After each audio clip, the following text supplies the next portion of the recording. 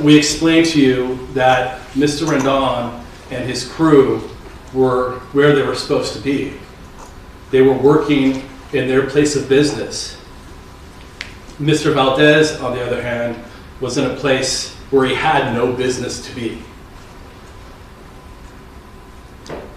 Even still, from the moment that Mr. Rendon saw Mr. Valdez to the moment he lost contact with them, that brief moment where he lost contact with them, Mr. Valdez remained in the clear.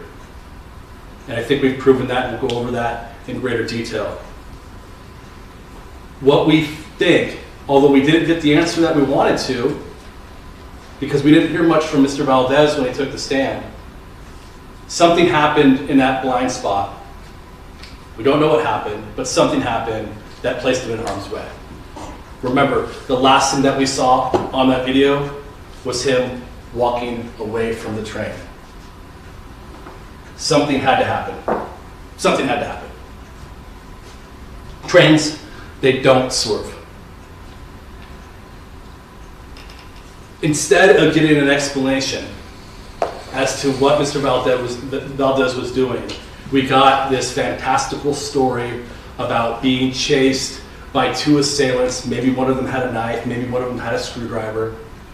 He had a garbage bag on his shoulder that he said was filled with toiletries. Remember that? The toothbrush and the toothpaste that he had just found that morning, and that one of the assailants pushed or punched him.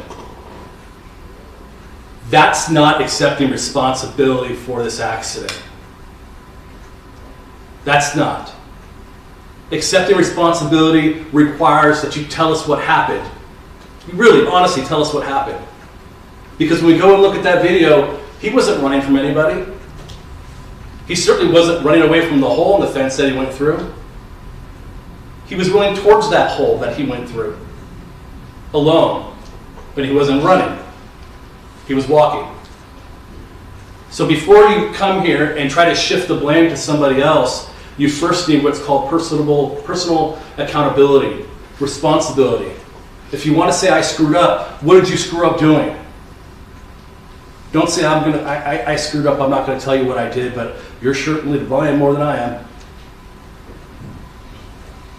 Mr. Valdez brought this lawsuit, so he has the burden of proof.